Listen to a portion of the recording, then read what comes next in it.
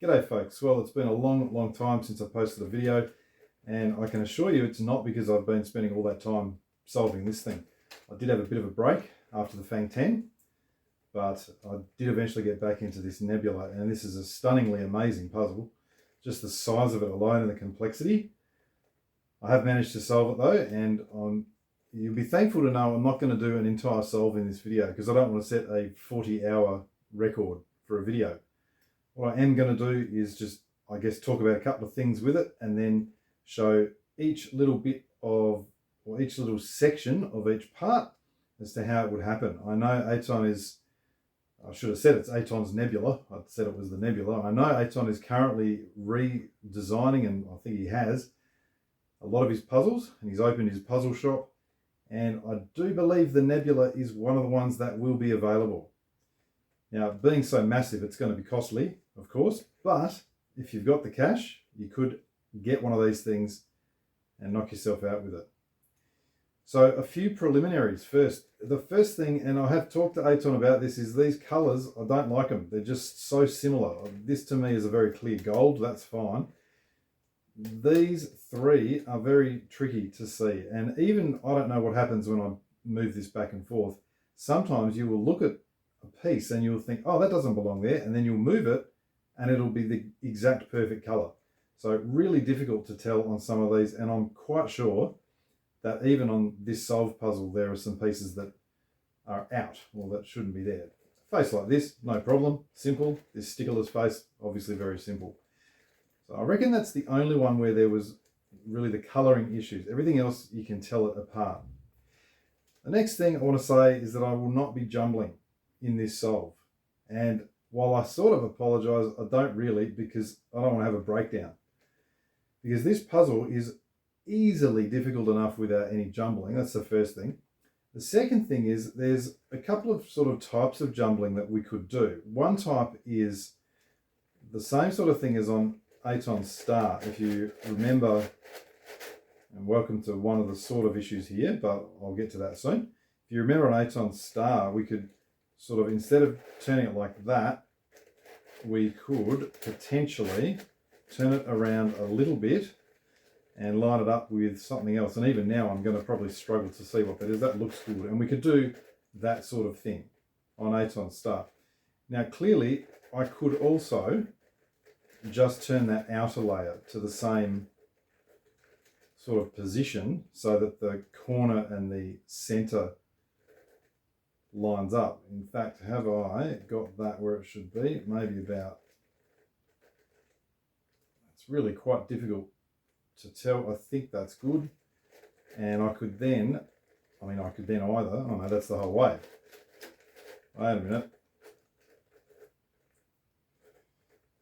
In fact, that is probably why when I do this, I can see that clearly is the line there. Now, if I don't have that center slice, I think it's a little bit trickier to see.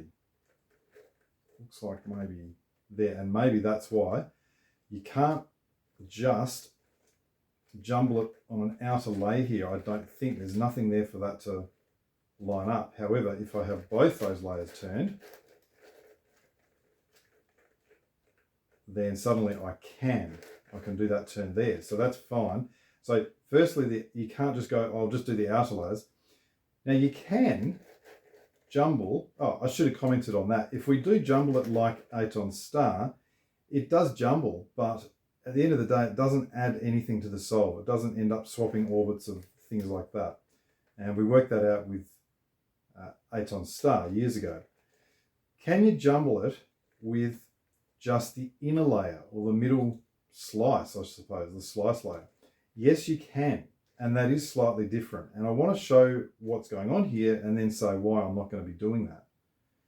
So what we can do is something like, if we just concentrate, I think it's this edge here, this yellow-orange edge. If we look at that, I can move that down to the same position as that little center tip. I'm going to try and do that. It goes to about there, but I only want to do the slices. So I'm going to turn the outer layer back to where it should go. Now you can see it looks like I've got something lined up here, and I do. So then I'm going to, if I can, turn this center tip onto that position. And of course, I've got to undo that little outer turn. And almost now, I'm almost lost as it is, because even though it's not that much, it's kind of like very difficult to keep in your head what's actually been done. I think that's where I should be. I can then return this here. That looks good. Bring that down.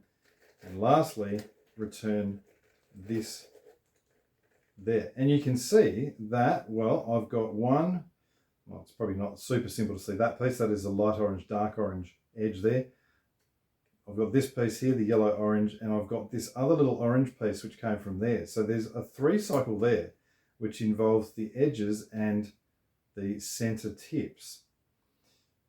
There's also stuff going on over here as well. You can see pieces there. So that would enable those pieces to kind of swap orbits and things like that. Why don't I want to do it? Well, you saw how long it took there just to get a simple 3 cycle with the slices. And on this puzzle, if you want to do a slice turn, it's impossible to do it on its own because they're just too thin. Like, you can't kind of get your finger and do that. There's no, if you do, one thing that might happen is you'll lift one of the little pieces out on this particular puzzle. What you have to do is turn both and then turn back that outer slice. And so I'm simply not willing to spend the time and energy and frustration doing that when it really, it's hard enough as it is. So that is one example of some jumbling we could do on this puzzle. I'm sure it's not the only one. It's just one that I found that was a really simple 3 cycle. Okay, so that's back solved now. Another thing I want to talk about is the order of solving. How could you do it? Well, there's a few different ways. There's at least 3 ways I can think of. One is to reduce this to an Eitan star. In other words, reduce it to the point where we're always just turning both layers and it'll behave like a star.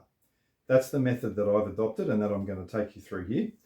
And a second method, I suppose if you remember my Eitan star video, I started with a corner here and I built up pieces all around it. So I built up the 5 edges and then the 5 bits in between, and then I just worked my way outwards to do that, to do a block building method.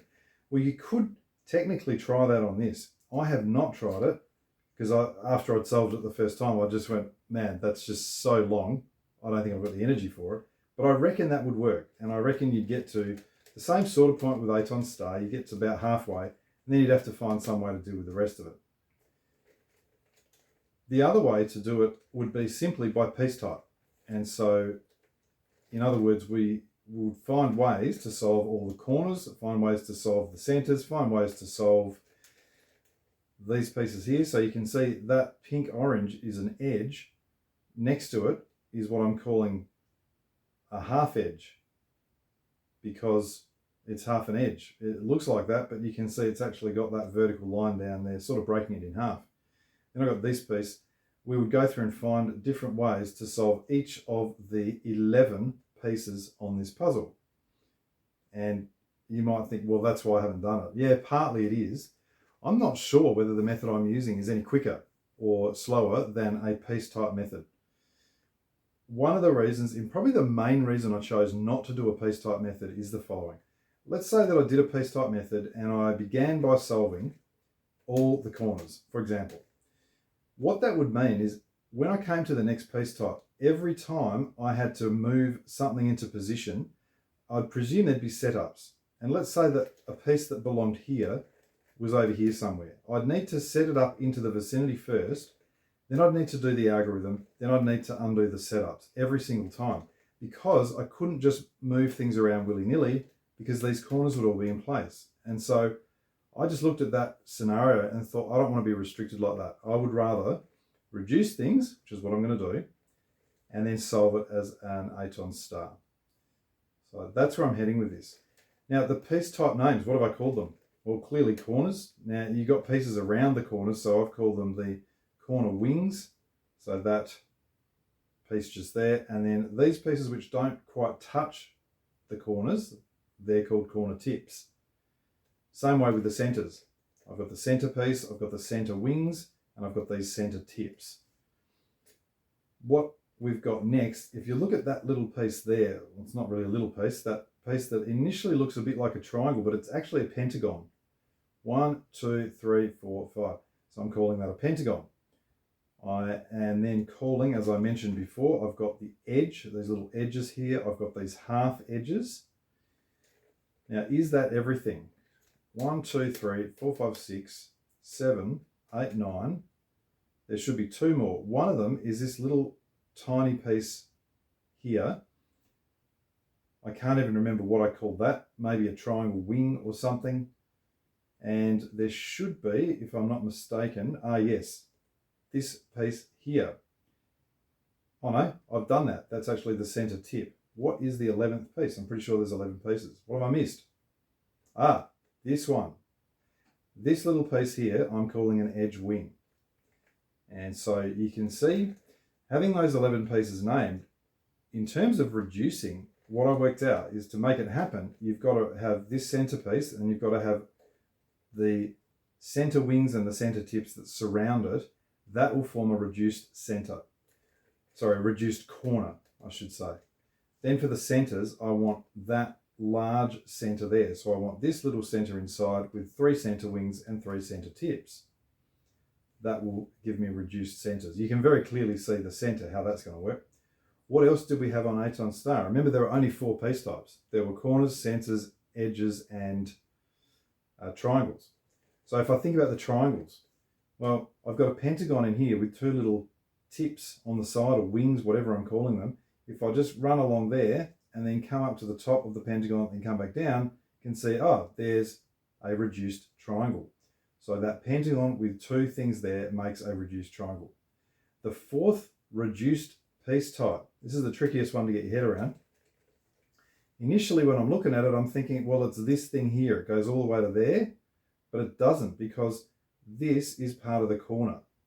So what it is that edge, that little blue-green edge there. Then we come down to this edge wing. We go up past the half edge, go to this light blue edge wing, and come back to the edge. So it's an edge with a half edge with 2 edge wings sitting there. That was a bit of a milestone for me initially, thinking about how to reduce it and what needs to happen there. So I hope that made sense. It will as we solve it. What's the last thing that I want to say, if anything? Well, I think probably because of the size of it, I'm going to solve it mostly with it sitting on the table here. And I'm going to be turning like this and probably just trying to use as much leverage as I can to make it as easy as possible.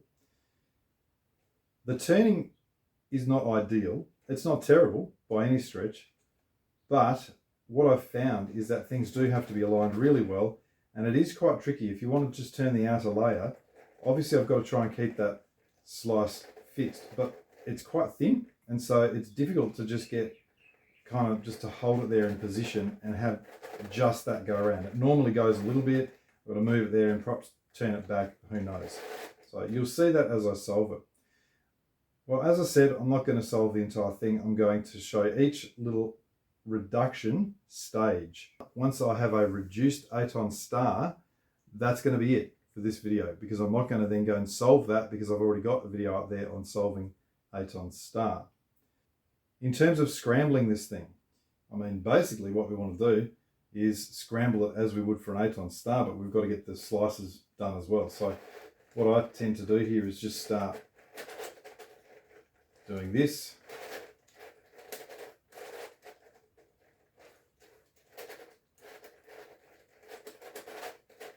And continue like this until, as far as I can see, pretty much nothing is where it should be.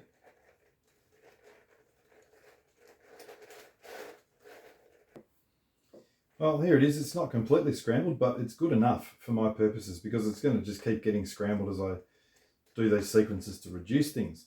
Well, moving on to the triangles, I just want to firstly comment on why I'm starting with the triangles. Now, you'll see that there's if you look carefully, there's quite a few that I've already done. So I'm partway through doing these, and I deliberately did that so I could talk about a couple of things. But in terms of why do the triangles first, when I was finding algorithms for all these different piece types and reducing things, I must have found, I reckon, 30 different algorithms to do different things. And I was sifting through them going, what makes sense to do when, and you know, the simplest way to do things. Well, it turned out that the triangles, to do them the simplest way, it's only 4 moves, but it also involves bits of the edges. So some of these pieces as well. And I thought, okay, that's fine. When I did the edges and tried to reduce these sort of half edge with the full edge and the edge wings, that didn't involve any triangle parts, but it did involve pieces of the centers and the corners. Okay, so far so good. When I did the centers and the corners, each of them I could do pure. So reducing those centers, reducing those corners, I could do any time because they had no effect on anything else. But that made it clear to me that I needed to do triangles first, then I needed to do edges, and then I could do the centers and corners in whatever order I wanted. So that's why I'm starting with triangles. There is method to this. So you can see probably that yellow one's the clearest there to see. That's what a reduced triangle needs to look like. The question is, where do these pieces come from? If we follow even just that thing there, I said, well, how do I get that to there? Well, I could go that way, but for me, I'm always looking to do things at the front. So I'll just hold that like that and turn it around. So there, you can see that it comes from this left side, that piece there. So it's traveling up to there. Now, when I'm doing, essentially what I'm going to be doing is up, up, down, down. Clearly that's a 3 cycle. So it's going to be that sort of piece, it's going to be that sort of piece, and it's going to be that one there. One of the really important things is when you're doing this, initially, you don't really have to think about this third piece. But as you start making pieces, reducing these triangles, if I involve that, I'm going to break what I've done. So I just need to make sure that I put something there that is not yet being dealt with. So let's have a look at a color that I haven't done, which is relatively easy to see. I think the reds I haven't done. Yeah, so there's a couple there that are together, but I'll do the reds now. And I like to do them, all 3 of them at once. I like to just focus on a color. So let's have a look. First of all, if I take this one here, you can see that with that pentagon, there's a left triangle and a right triangle.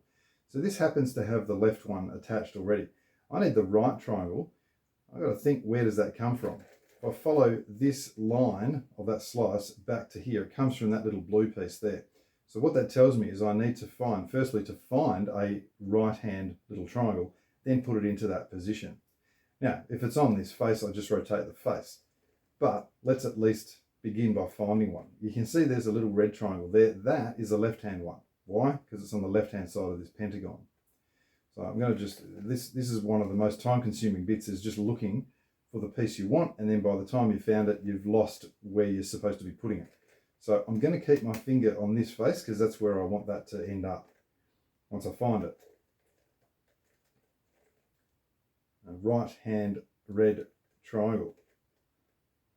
If you can see it out there in video land, yell out. That's not one.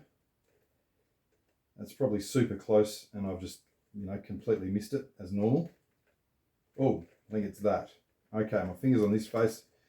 Cool. So that there, next to this stickerless pentagon, that is a little right-hand red triangle that I need, and I needed to get it onto this face. Let me just get my bearings back. So why did it have to be this face? There should have been another face which contained, yeah, so this is what I'm trying to attach the right-hand triangle to, this part here. So now I've got my bearings back. Let's go, and again, now I've lost that right-hand triangle, but it must be 2 faces away because it was when I saw it. Is it that one? No. It was next to a stickerless one, wasn't it?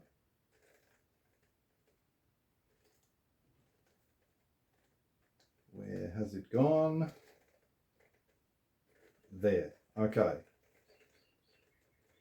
Wow, you can see why I'm just struggling to keep things in view, because you just keep losing everything that you're trying to match up.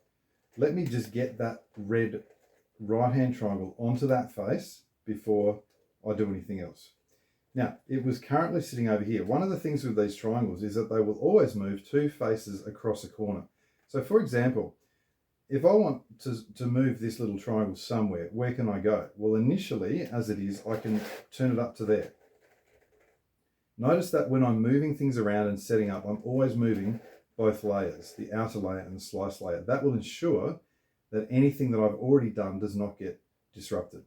So I can happily move it up to that face. You see that's 1, 2 around a corner. I can't directly move it to that face, but I can do it indirectly. I also can't move it to that face. Where did I need it to be? I'm pretty sure it was that face there.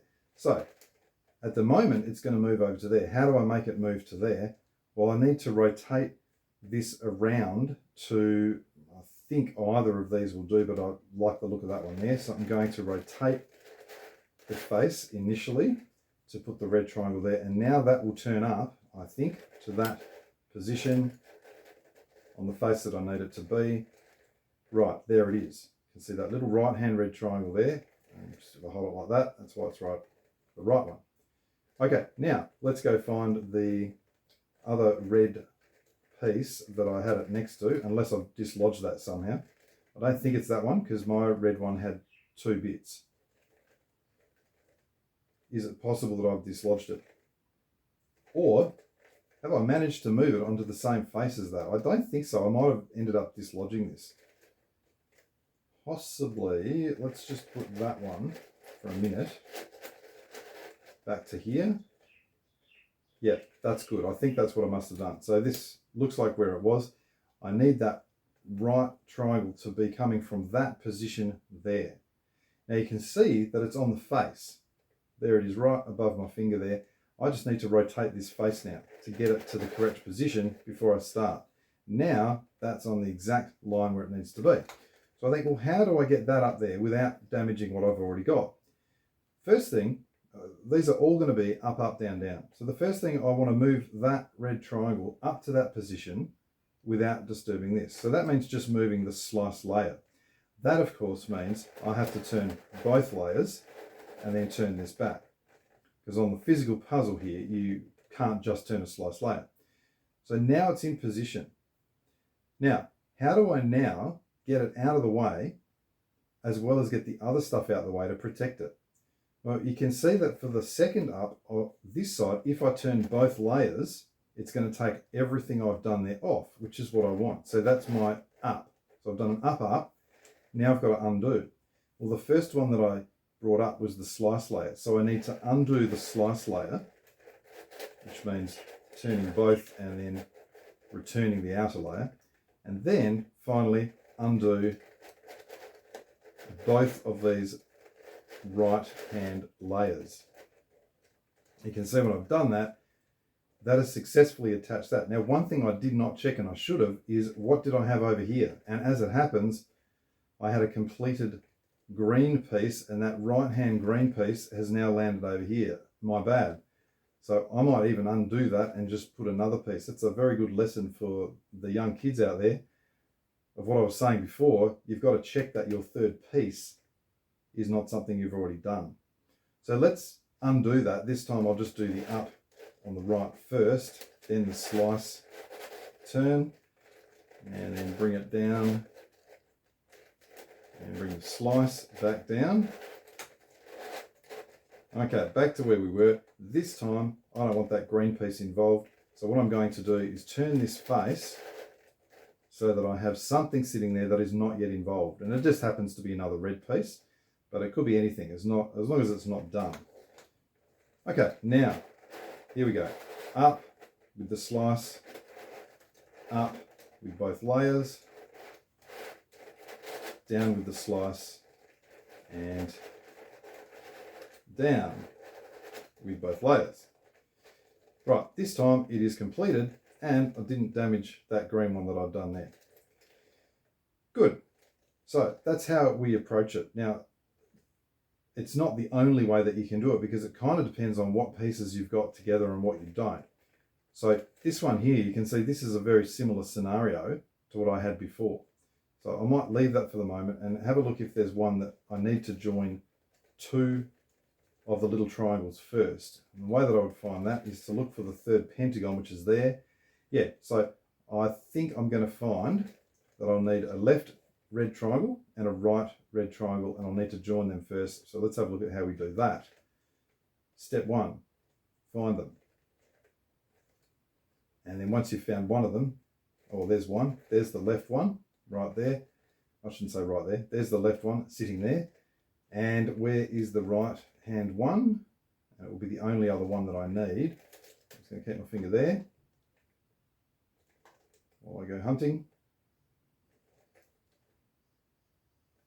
And I mean, as I say, this can take more time than you want. I reckon it's that one. Okay, so I've got to join these two.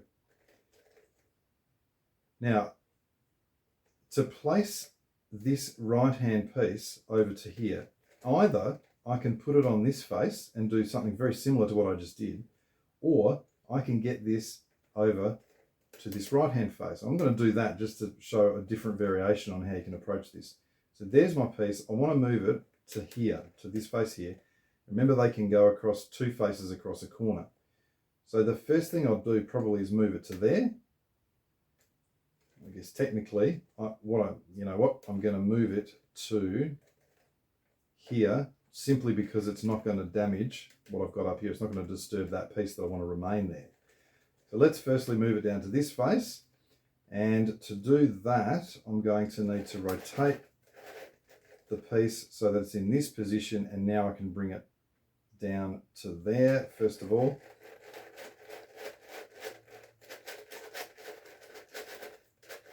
This puzzle is a very smooth and catchy puzzle at the same time. I don't know if that makes sense logically, but you can kind of see what I'm talking about. Now the red piece is there. I want to get it to this face.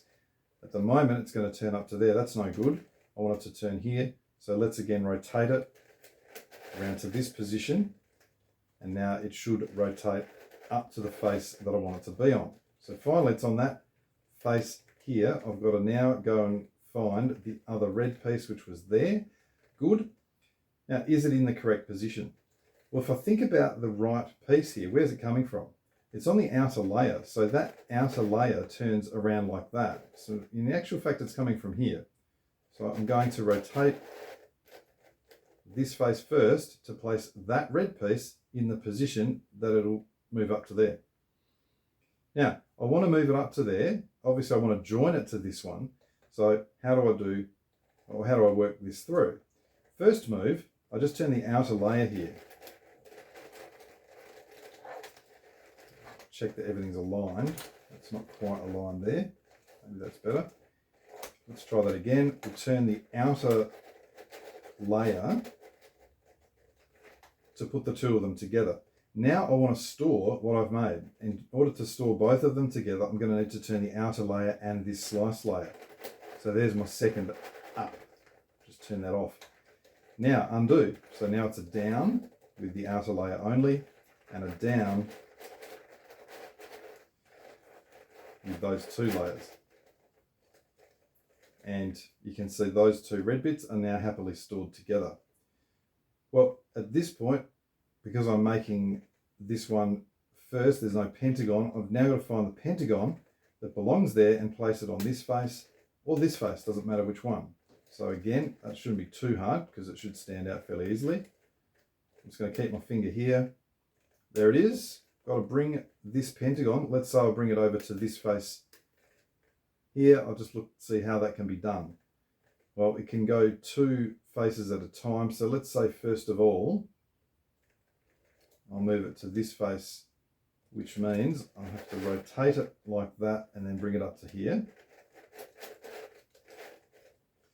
Now it's where I want it, and I think I want to come down to this face. So that should just turn straight down. Now before I do that, I want to just check. Oh, yeah, that's the two pieces. So that's not going to disturb anything there. Good, so two faces at a time. I've now got the pentagon on the face that I need it to be. I turn it round into the correct position so that it's going to travel up to where I need it. Now, when you've got two little triangles together, but you're trying to place the pentagon, the nice thing about this is all you're doing is an up, up, down, down with outer layers only. So, do my up first, then I'll do my up on the right hand side, and then a down, and finally the other down, and you can see that has now been successfully reduced.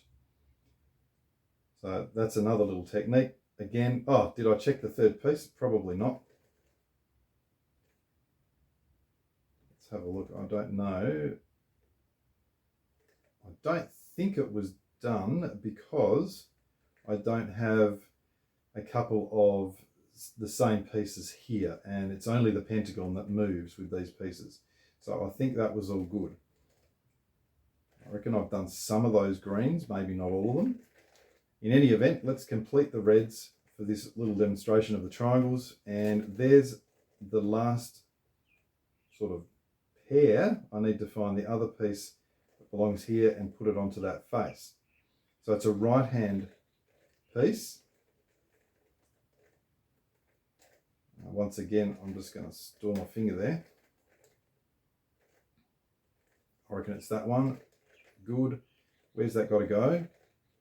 It's got to go over to this face over here. So I can't quite initially just turn it round in this general direction. That's the first thing. Okay, it's over here. I need it here. Let's bring it down to that face and then that face, two at a time. I think that's set up nicely to move.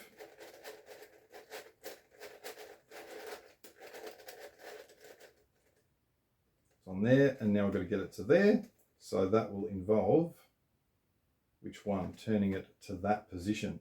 So rotating the face like so. I think it will be that position, and now I should, yeah, that's nice. That's going to come, it's that one there, and that is going to come to that position when I rotate it. So let's bring it up. Okay, not only is it on the face, it happens to be in the correct position as well. So I'm now ready to do what I did initially, the first one, and place it up here. So I've got to just place the slice, turn. Now I've got those, oh, should I check what's over here? That's okay, I haven't done that color yet. Having said that, it looks like that piece possibly is done. It's actually really hard to tell. I reckon those two match. I'm not sure about that one. I reckon that's just gold, so I don't think this is done yet, so that's okay. So I've turned the slice up. My second upturn is both layers. Now I turn the slice down and I'll turn the right hand, both layers down, and that's the third red piece done. Now, just on the off chance that I had stuffed up this light green one, because I've got that one reduced and I've got that one reduced, so it's possible that earlier I did muck that up. Let's go and see if we can just complete this last light green one. Now I've got the pentagon there. What I'm hoping is that the two little triangles are together. They're not. That's the right one. Let's find the left one. And I suppose this would be good just to have another little demo of how we're setting this up. There's the left one here. Now, again, I could place it over on this face and bring it up with a slice, or I could place it on this face. It already happens to be on this face, so I'm simply going to turn it around into the correct position so that I can now turn the outer as my first up, and then both. Oh, once again, I've again forgotten to check over here, and that's done. So I'm just going to bring that, my brain switched off this morning, bring that in because that part is not yet done. So this will not disturb that green piece. So I've done the outer up. Now I turn both. Outer down and both down. So what's happened now is we've got those two little pieces together, and then the final portion of this is to find the pentagon, the green pentagon, and put it on this face or this face.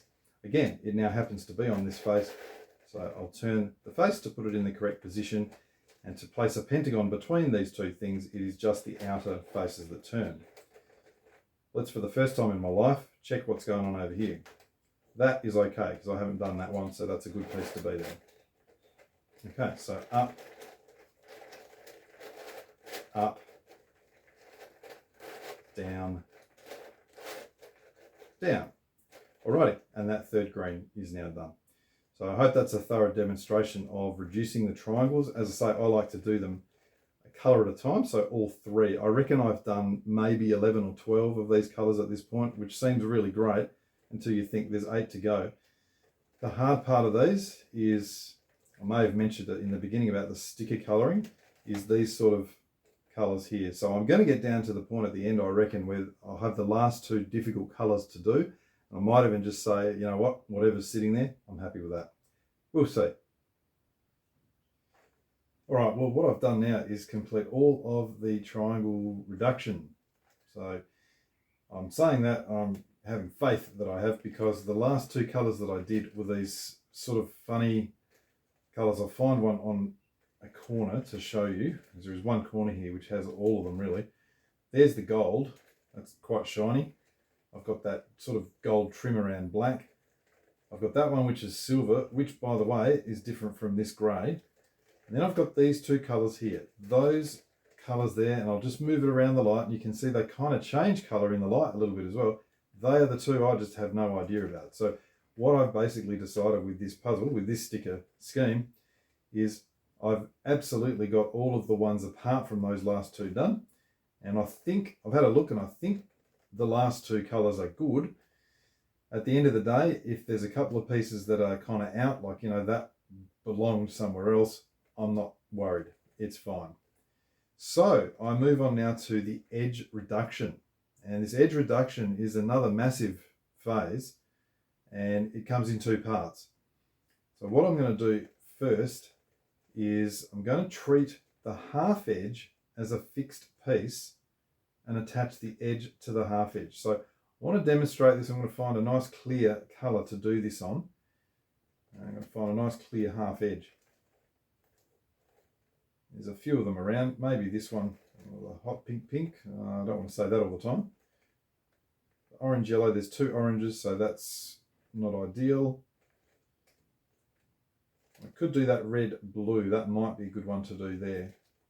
To show you what I mean, I've actually already done one of these just to demonstrate what we're aiming for here, if I can find it. Here we go. That's the hot pink blue. So you can see there that this is the half edge, this is the edge. And I treated the half edge as fixed, and I moved the edge into position to go next to it. So that's the first step of this edge reduction. After that, I would then attach these edge wings to make a complete reduced edge.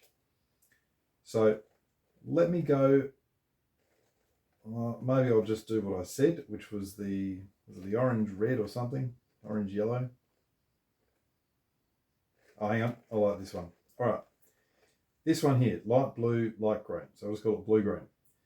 So there's a half edge there, and the way this is going to happen is an up, up, down, down. We're going to place this using an up, up, down, down. However, it's going to be all slice moves. So if I think about this piece here, this edge, it's moving along a slice, and it's going to come from up in that position. Fortuitously, perhaps, there's a green-blue edge there, which may even belong to this one. But you got to do a couple of checks first. So let's just say there's some left half edges and some right half edges. But of course, I mean, I can spin that around and it becomes a left half edge. So they're not kind of separate pieces like these triangles were. So on the triangles, that is a left side triangle. It can never be a right side triangle. Here, just depends on the orientation we're looking at. So you can always just go, everything's going to be on the left hand side here. So let's say that that's what we're doing. There's my blue-green half edge. I need to first locate the correct blue-green edge and put it up in that position. Now, how do I know if it's correct? Well, the upper color, which is my blue, given that it's on the left-hand side, the upper color, which is the blue, must be on the left. Now you can see there, the upper color is on the right. So that tells me straight away, because this green-blue edge is in the correct position, but the color's on the opposite side, that is the wrong piece. I need to find the other one. And I've just seen the other one, which is great. I won't have to search for it. It's right there. So there's 2 of these. They are not identical. So let's say that I note that's not the correct one. Why is it not the correct one? Well, when this slice turns down, if you look at what's happening with the left-hand colour here, which is the green colour, if I turn that slice down, put this down and do it,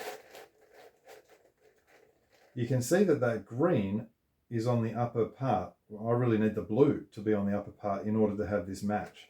And that's why I need to get the correct piece in this position first, and I know it's the correct piece if the upper colour is on the left. So there's the correct piece, because it has to be, because this is wrong. So I turn it round. Now, like the triangles, these edges turn around in twos. In other words, they move two spots. So if I'm turning it around a face here, you can see there's 1, 2, 3, 4, 5, 6 edges. So I just count. I go, well, if this is here, it's going to go 1, 2. So I know that it'll go into that position. Just turn it around like that. And it's in the correct position. And this time, the upper colour, blue, is on the left. So now that is absolutely the correct piece. Now, once you've got it in that position and it's ready to be placed, you then check that the third piece, because these are the 3 pieces that are going to be involved in the 3 cycle. The third piece is not already done. Okay, it's not, that's fine. We can break that up.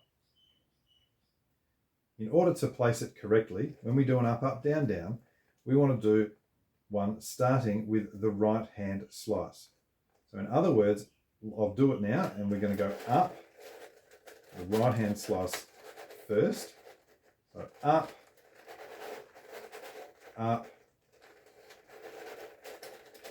down, down. Obviously it's an up, up, down, down, but it's 8 moves because we can't just turn slices. Now you can see that I've just attached that edge to the half edge. Fantastic. That's what I've got to do. The actual algorithm and the move to attach is not difficult. It's probably the easiest part of the whole thing. The time and the trickiness comes in locating the correct piece, making sure it's the correct piece, and making sure that it's correctly oriented here so that we can do that very simple move. So what I'll do is a couple more of these, just attaching edges to half edges. And because you can always do it on the left-hand side, there's no real need to say, and now I'm going to do it on the right-hand side. You might as well just get it into your head and go, just stick with the left. It's the same algorithm every time. So let's search for another one. This is a nice clear color here, this green yellow.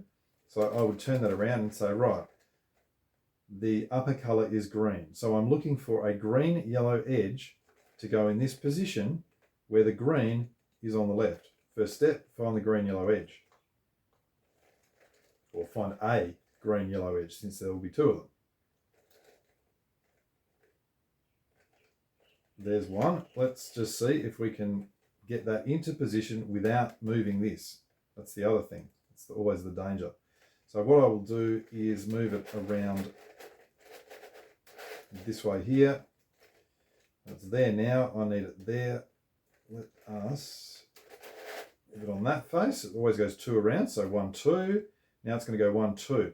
Now that's okay. I'm going to do that because it'll demonstrate something else. If it's in the right sort of area, but it's next to where it belongs, we can still tell if it's the correct one. So remember that I want the green on the left. Well, there is a fairly simple way to move this from here to here. When it does that, it's going to flip over. So the green's on the left here. When I move it to here, the yellow will be on the left. And you know that that means it is the wrong color. That is the wrong piece. So I now need to go searching for the other green yellow before I continue. I'm hoping it's, oh, is that it? Nope, that's the half edge. Let's find the other green yellow edge. There. Okay, so once again, I can move anything I like, turning both layers. It's not going to affect anything that I've already done. Let's now turn that up to that position. So it's just a matter of moving it. You get very, very good at knowing what's got to go where fairly quickly. So it's now on the correct face. I just want to turn it into that central position. Now you can see it's in the same position as that other one was, but this time it's yellow on the left, which means when I manage to get it to here, it'll flip over and the green will be on the left. Definitely the correct piece. So this is very common, being here, I need to get it here. How do I do that? Well, probably about 4 moves, and the simplest way I've found is just to move this whole thing down to the back face there, turn it like that, and then bring it up and around here like that. So just turn it, always 2 moves across faces, then I'm going to turn it onto this face, or around this face. Now I can turn it around this face. And when it goes back into that position, you can see it's moved from here to here. And as I said, the yellow was on the left, now the green's on the left. So let's recap. I've got this half edge with a green on the top. So I want an edge, a green yellow edge with green on the left. Yes. Next, I check that the piece here has not already been done. Well, that has been done. So I now need to just replace that with something else that hasn't been done. At this stage, it's probably pretty likely that I can just turn something like that and I'll get something I can use. Good. So everything's now been set up. You remember that because we're just doing on the left, I do an up, up, down, down, slice only, turning the right side first. So up,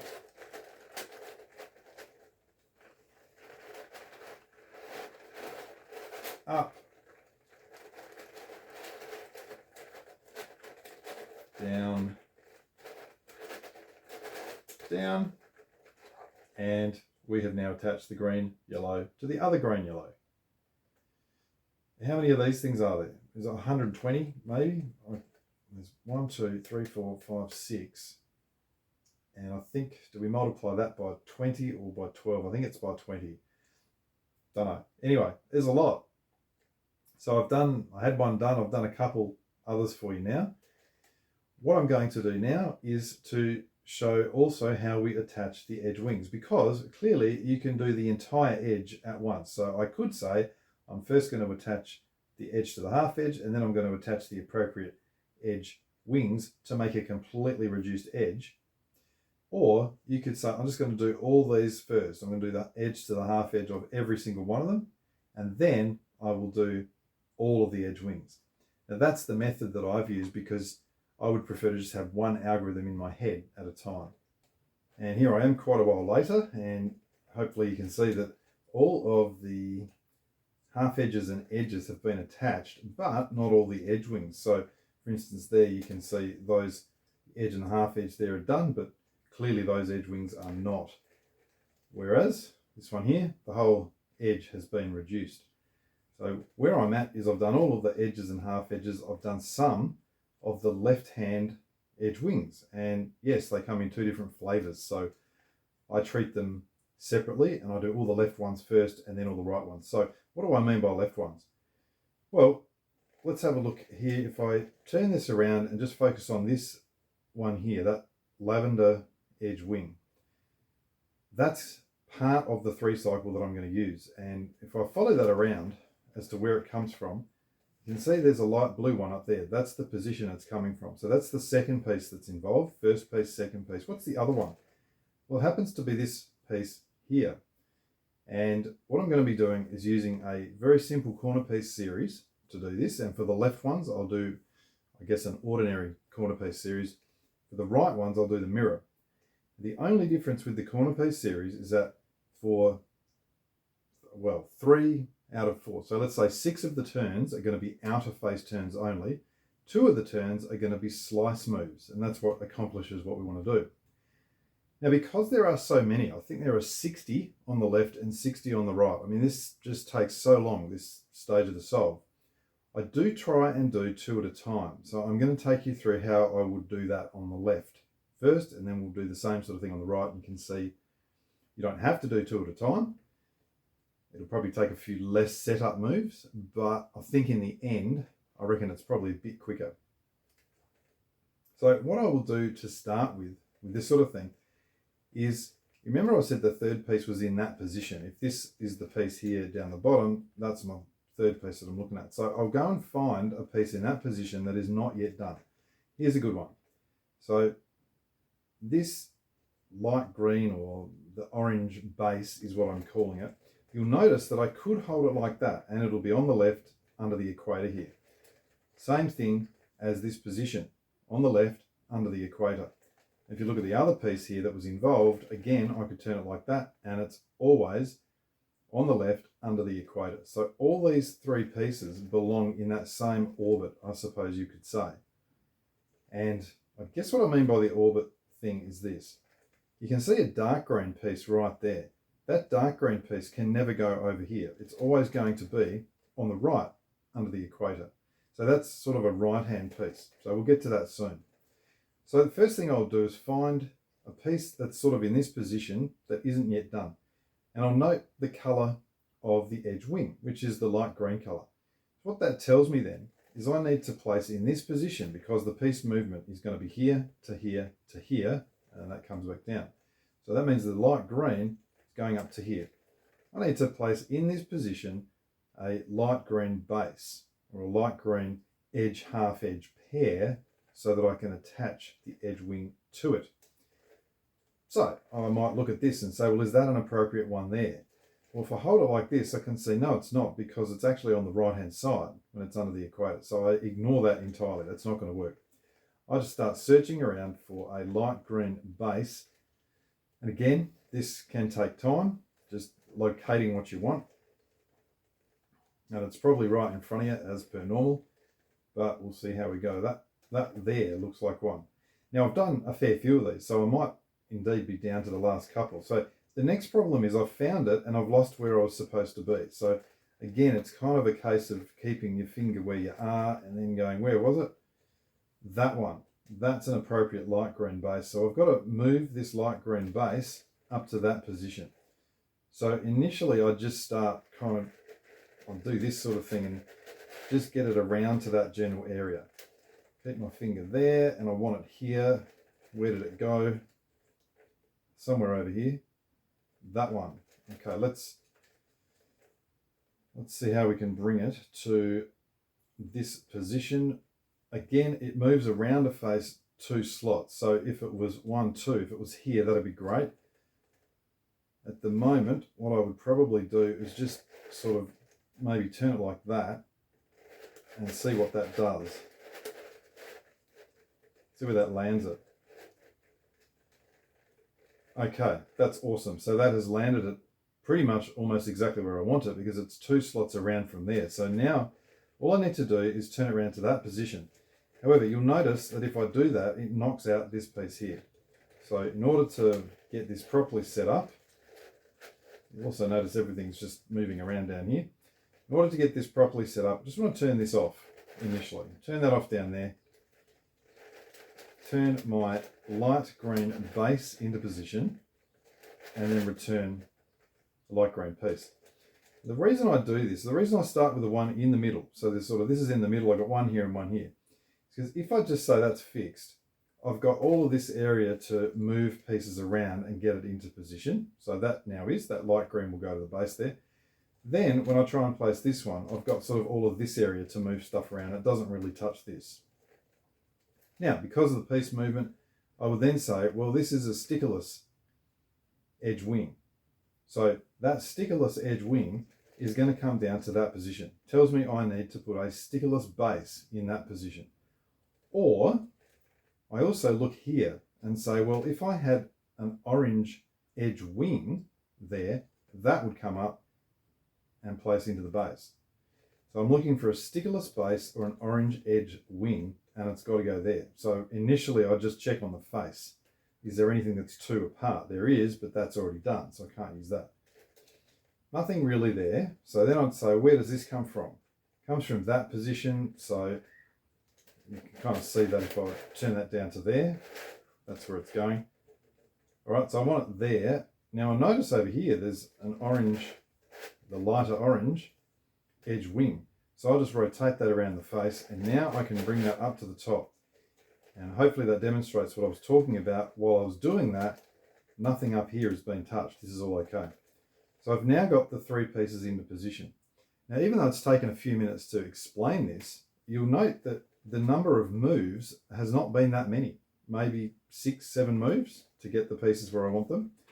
So let's have a look. I've got the orange going to the orange base. Yes. I've got the green going to the green base. Yes, so that's going to be 2 pieces. And then this stickerless will come down here. So 2 out of 3 ain't bad. Everything is now set up. Now I said we were going to do the corner piece series on a normal cube. It's an upper face, a right face, an upper face and a left face. So essentially this is my upper face. I'm going to be turning this like this. Now there's a question, what is my right face here? Because I could say this is my right face and turn like that. Or I could say this is my right face and turn like that. Well, for this particular algorithm, it's this one here. So it involves this corner, and I suppose that should be logical if I've said that's the piece that's going to be the other piece. So upper face, upper face, left face. And as I said, when I turn the left face, it's actually just the left slice. So here we go. Let's carry this out. An upper outer and a right outer. This, of course, is just a 3-1 commutator if you're not familiar with the corner piece series notation or terminology. Upper anti-clockwise, and now here we go with the slice. So I'm going to have to turn both and then turn the outer back. So there's my left slice turn. Upper face turn, bring the right to me, upper face anti-clockwise, and left slice to me. Now one thing you'll notice straight away is that all the edge and half edge pairs are still there. All the triangle or the reduced triangles we did are still reduced, so that has not affected any of that. What this has done is affected, I think, possibly center tips or corner tips or something like that, but we're not doing them yet, so it doesn't matter. Right, so that's the stickless piece. Notice that that orange edge wing has placed onto the base, and that green edge wing has placed onto that base as well. So we've just got 2 done there. That's the technique. Very simple. Most of the time in this is spent in the setting up of the pieces. So I'll do one more of them, and I'll do maybe 1 or 2 mirror, so the right hand side. So the way I would normally approach this the next time, that's now done. So I'm not going to hold it here and try and put another piece in. That's not. So I'll just turn it around like that and say, okay, let's do this again. That's a stickerless piece. So I'm looking for a stickerless base to go in that position. Again, got to locate one of the correct ones on the left-hand side. So let's find a stickerless base first and see if it qualifies. I've probably lost the position that I already was because I'm looking a fair way away here. Or no, there is one, but it's on the right-hand side. Where did my stickerless base wing go? That one there. Okay. So I've looked down here. That's a stickerless base, but it's on the right-hand side. That is as well. Come on, where's the left-hand side ones? There's one there, but it's done. Oh, that's one. Okay. Maybe you can see there's a sort of an outline piece or an edge wing there, but it's sitting in this stickerless base here. So I'm going to say, yep, that's the one I want.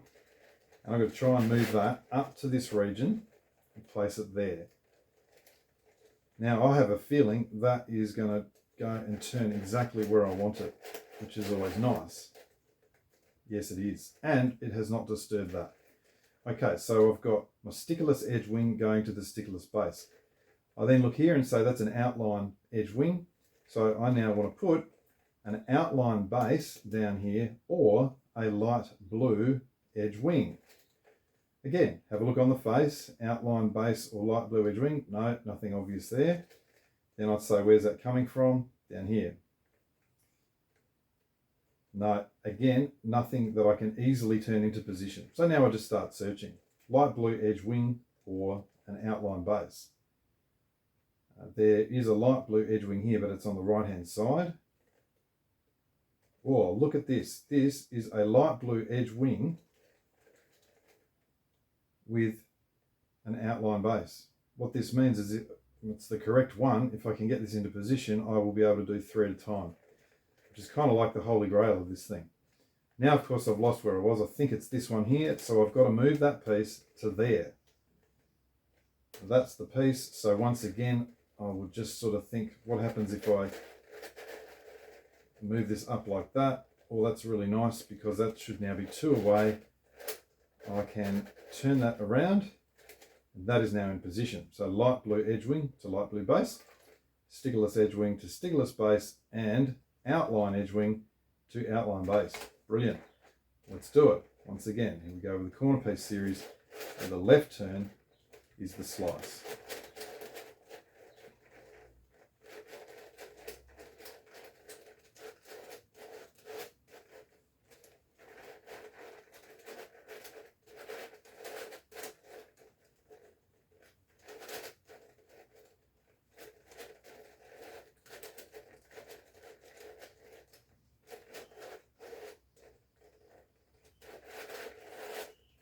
All done, and you can see there it is. We've done one there, and one there. Fantastic. Okay, so I did say I'd do a couple on the right as well, so we want to deal with the mirror. So let's find a nice, this one, I was looking for this piece. It's obviously going to be this sort of piece over here. So I'll try and find one that's nice and easy to see, and that doesn't involve those very, very similar colours. That one there, it's a nice hot pink, but I can't tell what that is. Maybe a silver. Is that a silver? It's just, I'm really not sure, so I'm not going to risk it. That one there, this is a nice set of colours. Okay, so this time I've got the yellow edge wing. So instead of going on that side, it's going to be here. I need to get a yellow edge base. You can see there's one there at the back. Into that position firstly. Now that's just probably knocked that yellow edge wing out. So as before, I want to just turn that off, put the base into position, and turn it back. Okay, yellow edge wing going to yellow edge base. Now this edge wing is a white piece. So down here now on the right, I need a white edge base or a light blue edge wing. So once again, check on the face. No and no. So let's go hunting. This piece will this time come from that position. Now what did I say? Was it a white base? It was a white base or a light blue edge wing. And this time I'm coming from here. So let's see what's floating around here. Nothing really useful. So again, now I'll just go hunting. Perhaps I'll hunt for a light blue edge wing that I can get into that position. That's one there. So there is one sitting there. Let's not lose the place. I think that was what I was dealing with. So I need it to be there. Right, so let's initially just move it up sort of into that direction and see what we can do with that now. Probably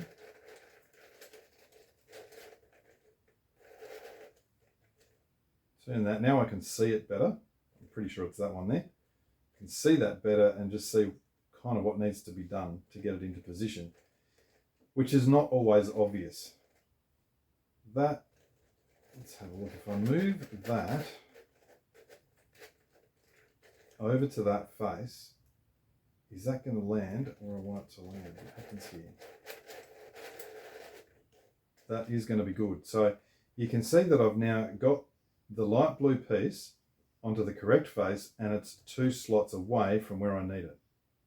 So I should now happily be able to just turn that face there.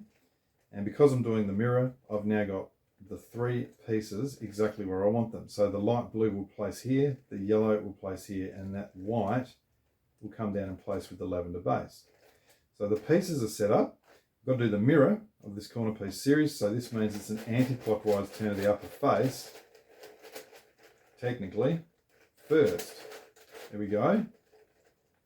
Then it's the left outer. It's the upper face. And now it's the right slice.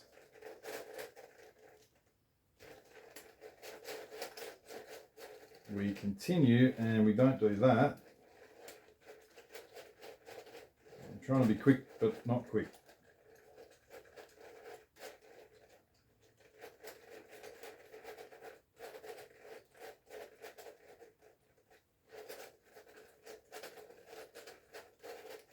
One move to go, which is that right slice. Let's have a look what we've achieved. That's still not done, but we come up here and say, yep, that's done, and that's done. So that's probably enough to demonstrate what's going on here. Again, I would look at this piece now and say, well, that becomes my new piece here.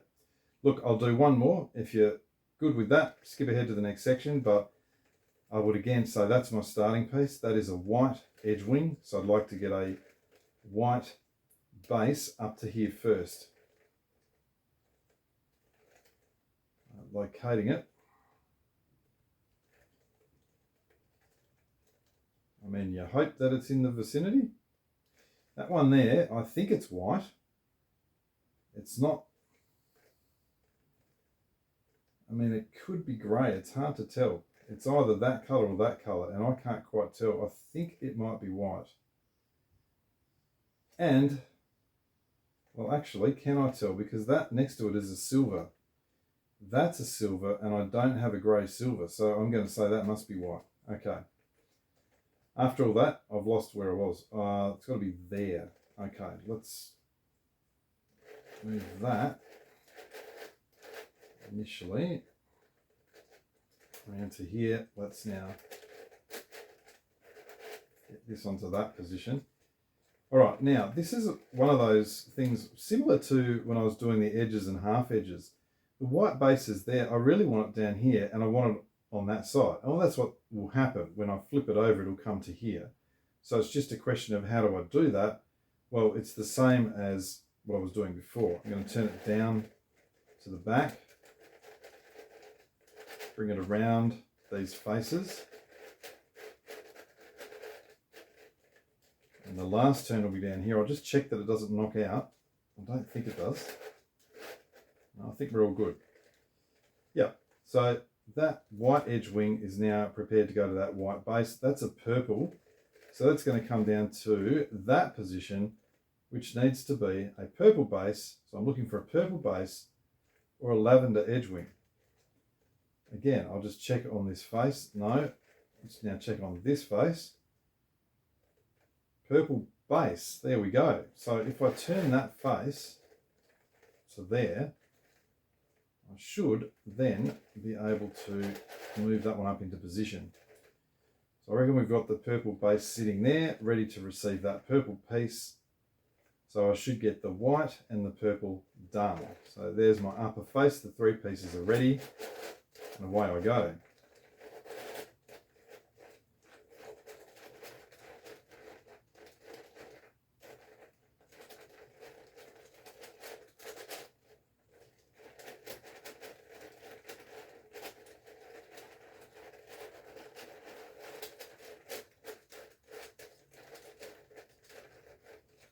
That's 4 of the 8 moves. I think that's where that should be. Continue. Just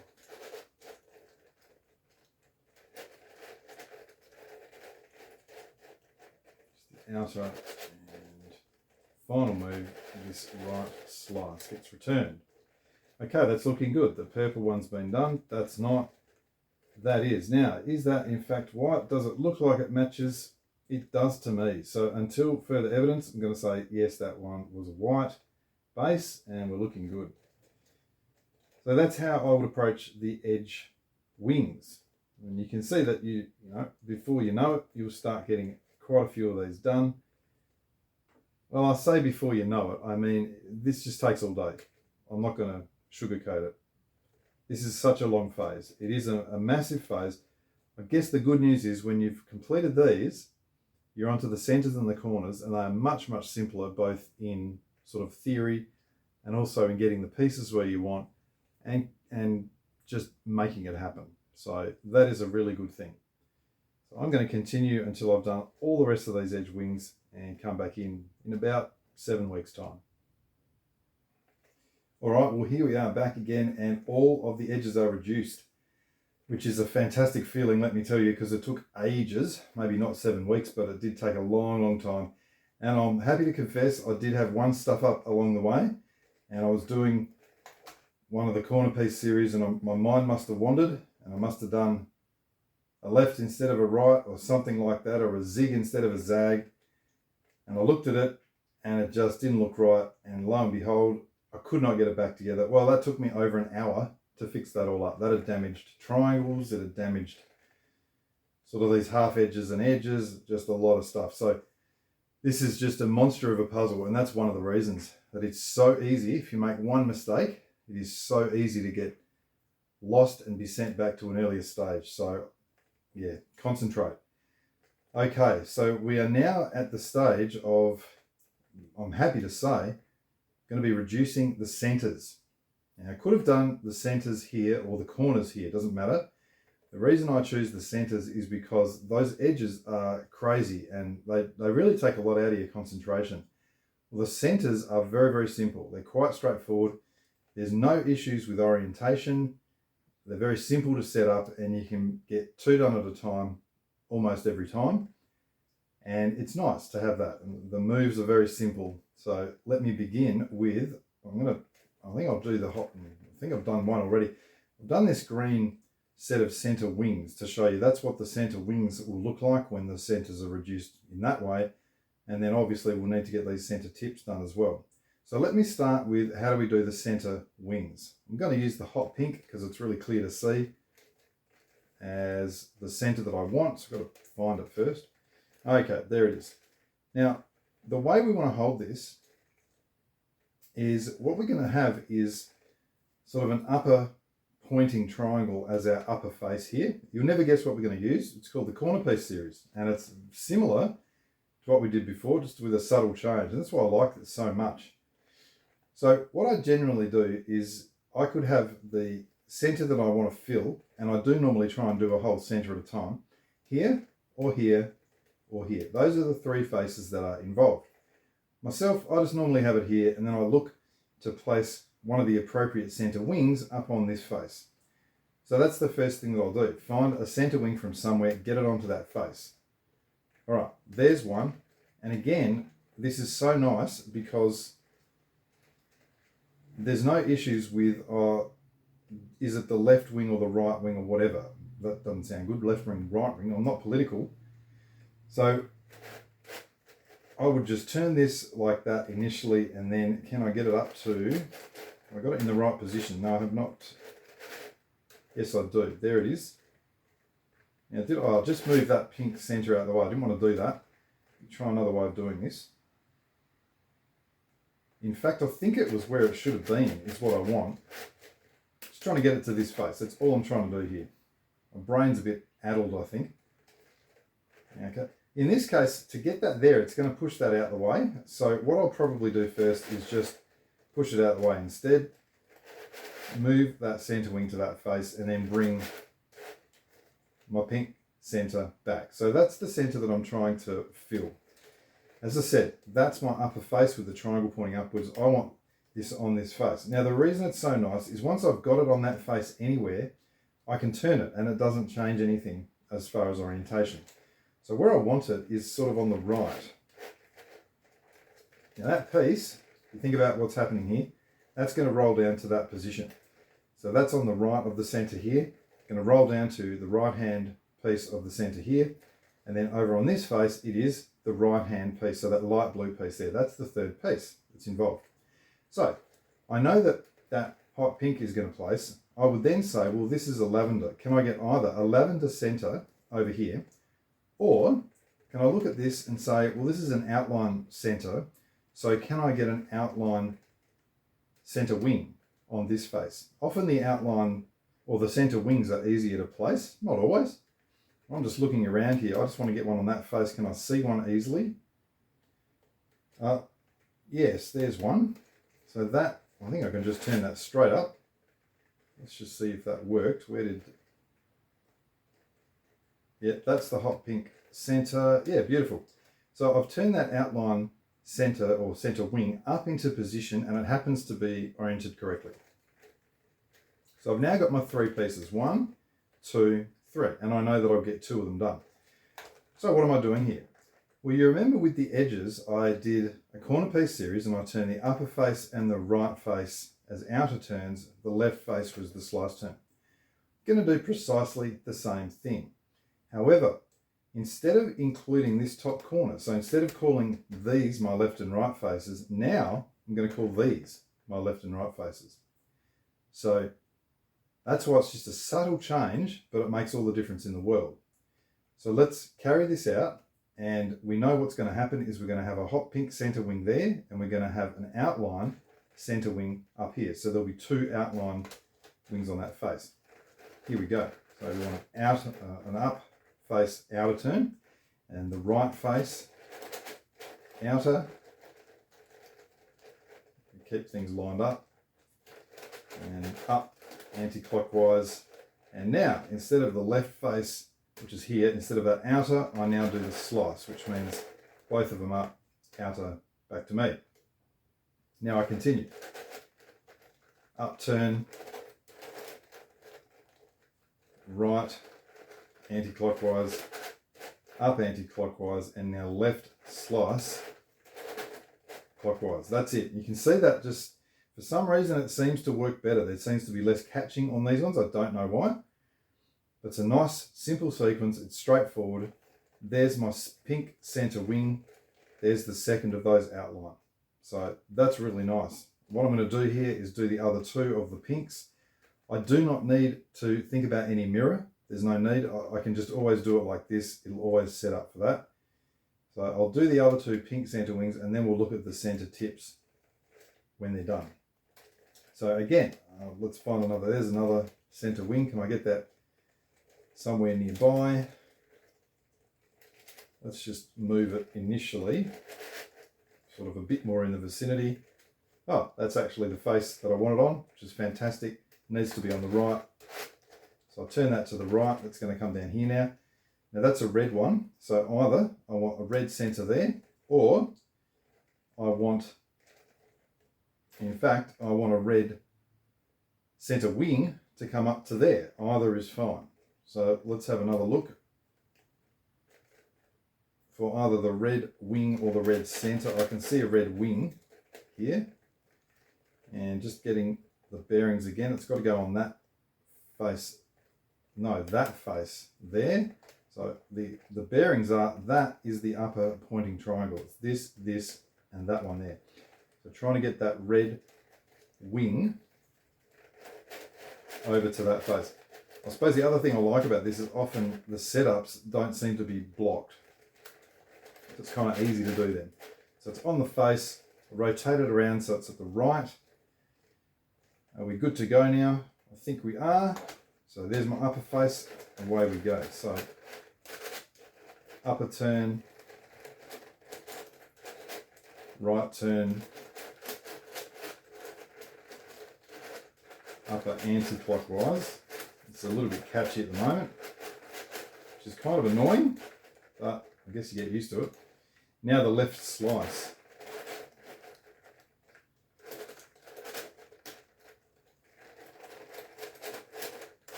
There we go, all done. There's the second wing, and that red one went up to there. So always good to get two done if we can. I should comment that I reckon I'll have a link in here to where you can buy this puzzle from Eitan's shop. He's just sort of fired it up again. And I mean, yeah, you're going to have some money if you want to buy the Nebula, but my understanding is all these puzzles have been greatly improved in how they turn, this structure and everything. So I don't think you would have the same issues that I have had with turning here. All right, there's the last wing. Let's sort of turn that around and get that into position. And it needs to be that face there. So the wing's next to it, that's no good to me. So what I'll do is bring it, I reckon, over to this one. And go the long way. And then I want to bring it over to here. And what's the easiest? I think I'm going to have the same problem here again, so I'm just going to knock that out of the way. Put the wing onto the correct face and bring my pink centers back up. Okay, that's looking good. Got to rotate that around. Notice that when I'm doing this, I'm always, every setup move is always turning both layers, because that will ensure that everything I've done stays done. Okay, the pink center wing is ready to go in there. That's an orange one, so I want an orange center over here. and the lighter orange center, which is sitting here, so that's a possibility, or that's a light blue center, so I'd be happy with a light blue wing. Now I reckon I'm going to be happy with a light blue wing to go there. It's currently here, so let's move it 2 faces over and then 2 faces onto that face. And then I'll just have to orient it. That's cool. And we're ready to carry out the third, to place the third wing.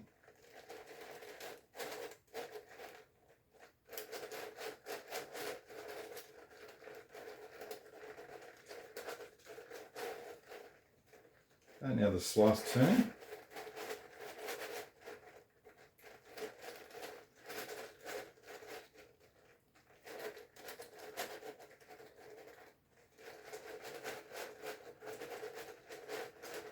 Come on.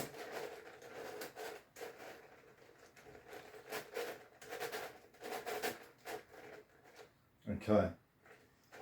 Once again, you can see I've managed to place that blue as well, but we've got all 3 of those hot pink center wings done. So myself, when I do this, I generally would go and do all of the center wings of every color first, and then I would do all of the center tips. What I'm going to do now is pretend that all of the center wings are done and start doing the center tips just for this hot pink face.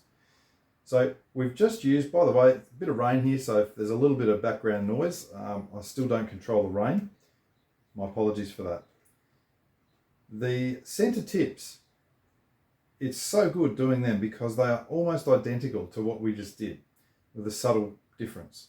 So again, they're going to be sitting in exactly the same setup, exactly the same faces. So if this is my center, my hot pink center, I first want to get a center tip, a hot pink center tip onto this face from somewhere. There's one.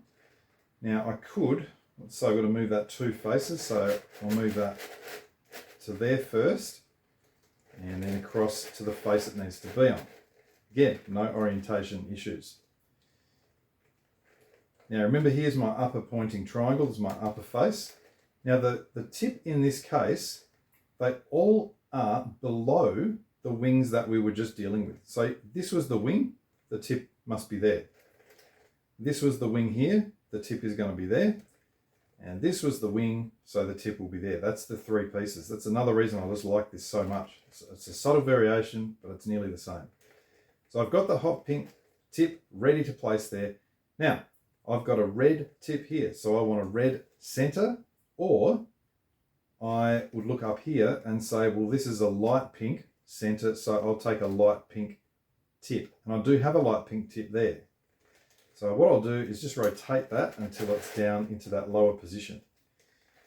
The really, really nice thing about this is both of these sequences are pure, which means you can do wings, tips in any order. You can do what I'm doing here and get one face completely done. Doesn't matter, you can do the tips first. They will not affect anything else. Okay, so we've got everything set up. That's our upper face. Now, how is it different to previously? Well, you remember that previously we did the upper face and the right face as outer, but the left face was a slice. Here, what we're going to do is only the upper face will be outer. Both the left and the right will be slice. Never ceases to amaze me how such a small difference can make a big difference in what actually happens, but that's what you're going to see. So here we go. Upper face outer turn. Now, instead of the right outer, it's right slice. So this is slightly longer simply because we've got to do 2 turns for every slice, and there's an extra slice turn. Upper face and then left slice. Upper face clockwise again. Right slice return to me. And upper face anti-clockwise. End up going around twice in that case. Sometimes it just works better. And then the left slice towards me. Now let's see what's happened. There's my hot pink tip which has been placed. Nothing happened over here, but up here you can see I've got that pink tip with the pink center. Simple, easy. let's do the other two and then that'll be it for the demonstration here. So I've got to find another hot pink tip. There's one that's probably as good as any. So if I'm holding it, let's have a look at the orientation, right? So hold it like this. There's my upper face. I want it to be here. In fact, that tip is on that face. So I just need to rotate the face like that. That's ready to go. That's a dark orange center. So do I have a dark orange tip that I can place over here? I've got a lot of orange ones. Now that is a corner tip, so I'm not interested in that. There's a dark orange center tip there, so I should be able to get that over to this face. And I reckon we can do it. It's probably gone too far from what I really wanted, so I might just rotate. I think I will rotate. Try rotating it like that initially, or do I need to go another one? I think I might need to go another one, we'll see. We get it to that face there. And was it that other one? No, that's the one. Okay, so it's on that face. Rotate it around so it's at the bottom. Let's check that everything is where it should be. I've got the hot pink coming down to here. That grey will go to there and the dark orange will go up to here. Good. So upper face, outer, right slice.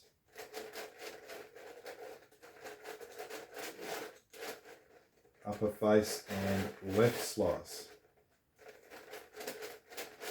And then undo.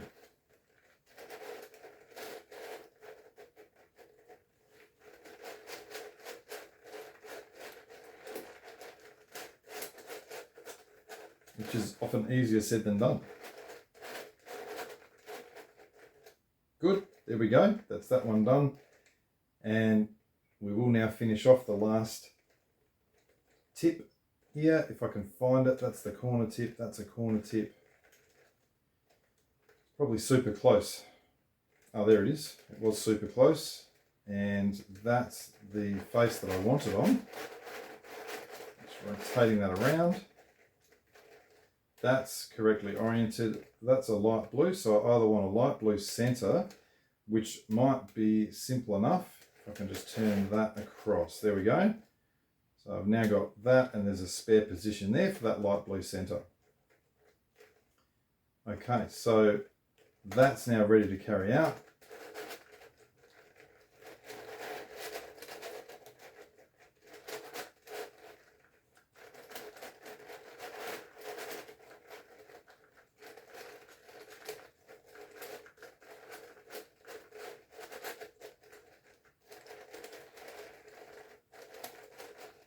Probably something just not quite aligned properly at the back.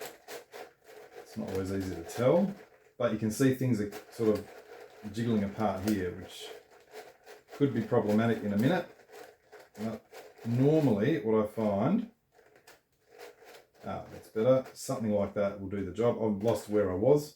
There's something out here, so I'm just going to turn that around like that, hope that that was what I needed to do. Last thing I think was that. Did I manage it? I did. I don't know how, but I did. So that has completed one complete center reduction. That is what we want all our centers to look like at the end of it. And you can see that none of the edges have been touched. None of the triangles have been touched by doing that. So there we go. This will take much less time. It's quite, as long as the faces don't sort of lock up, it's quite simple to do, simple to set up, as you can see. I wouldn't say I look forward to it, but I look forward to it more than the edges. I'm going to complete all them and we'll come back to reduce the corners. Okay, well, I wasn't going to cut back in for this last one, but I've got a situation, and look, this has only taken probably 30-40 minutes to do all these wings, so it's so much quicker than the edges.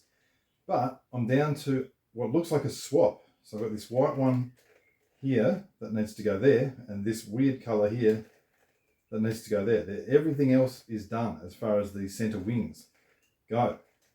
So initially, you'd probably think, well, I'll have to get this white one down to here and I'll have to do something like that. Or you would think something like, well, if I put the white one to here temporarily, move that orange one to there, and then this weird color up to here.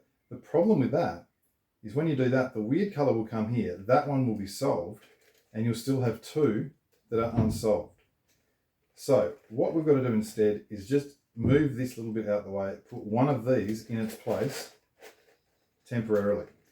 So what will happen now is that weird color will come down to here, so this face will be unsolved. The orange will go to here, this face will be unsolved, and this weird color will come back to replace that one, and this face will be unsolved. So then I'll have a clear 3 cycle. So that's how you think your way through what you've got to do when it looks like you've got a swap. We'll just carry out this one first.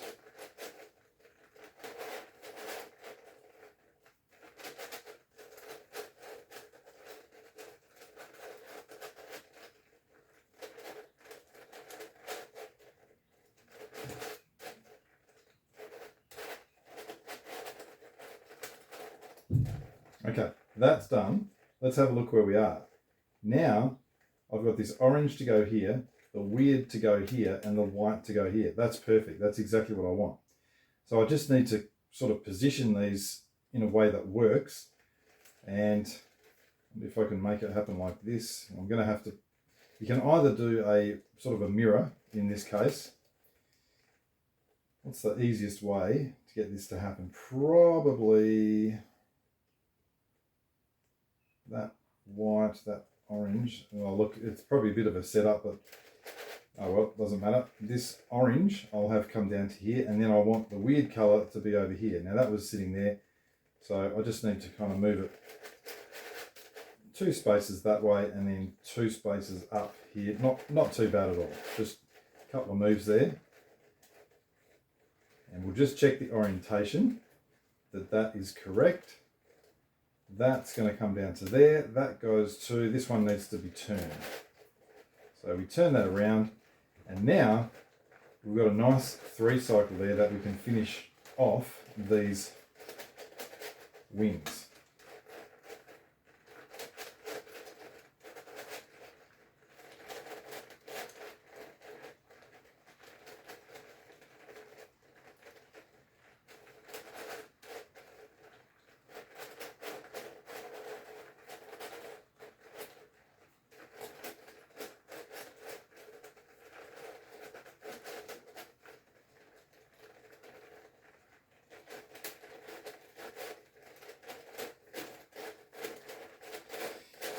Go twice around.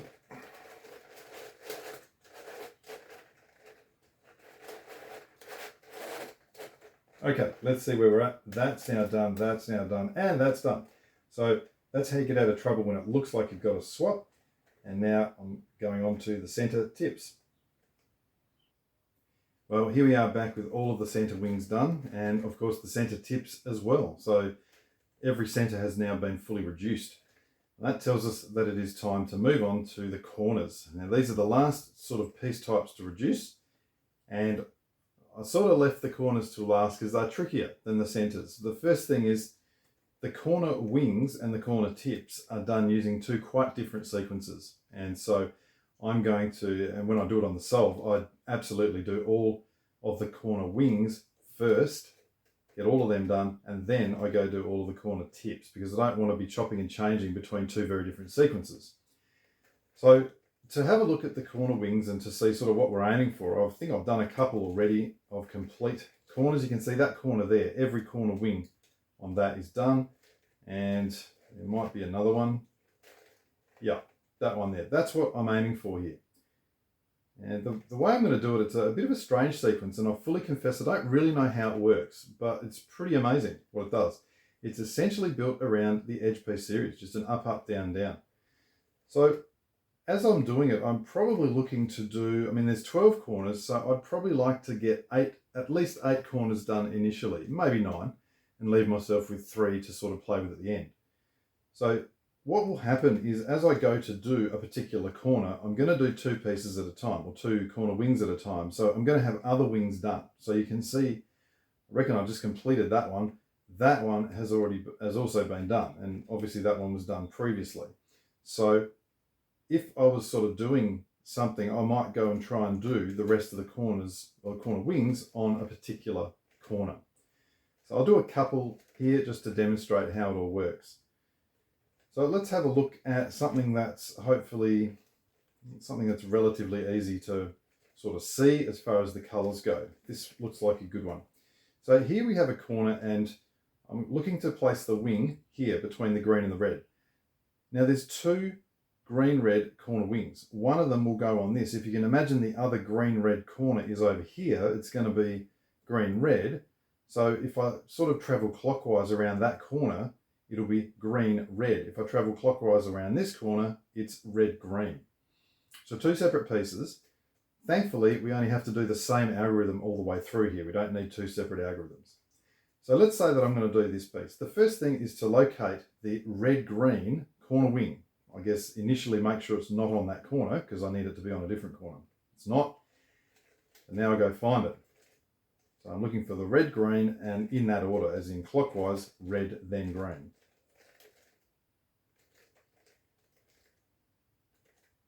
That looks good. So that's going clockwise, red, green. So that's the one I want. So I then bring it, always turning both faces, I bring it over into this position next to it on the left. Now, it just happens that that has perfectly positioned. I'm betting the next one won't.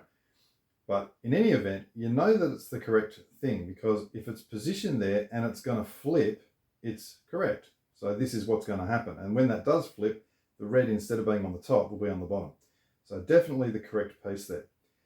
Now, I want to do two at a time. So my next thing is either I look at this corner wing here and put the appropriate corner up there, or I look at this corner and put the appropriate corner wing up here, because that is indeed my third piece. So my three pieces are this one, and the one at the back there. So this is one of those weird colors. This over here, not sure if you can see, to me that is looking, pretty sure that's a gold. I think it's too bright to be a weird color. Yep, just looking in the light there, don't know how that looks for you, but for me that's very clearly a gold and then a silver. So what I might do initially is say, let's try and place the gold and the silver. Well, again, I want to check that firstly, it's not on this corner, which it's not. Secondly, it's not on this corner, because I can't move this now. So this was initially fixed. Now this corner is fixed. It's not anywhere there. So let's go find the corner that has gold silver in that direction. And it might, by the look of it, it's this corner here. Okay, so what I need is to get that gold silver position there at the back.